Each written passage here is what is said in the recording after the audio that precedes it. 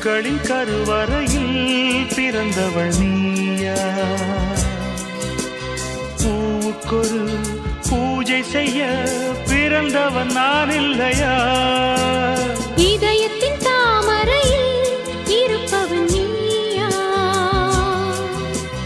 தாமரைக்குள் வீடு கட்டி தந்தவள் நான் இல்லையா?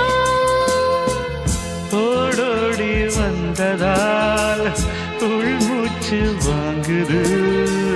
உன் மூச்சில் அல்லவா என் மூச்சும் உள்ளது. ஒன்றானது ஒரு காதல் தேவதை பூமியில் வந்தாள்.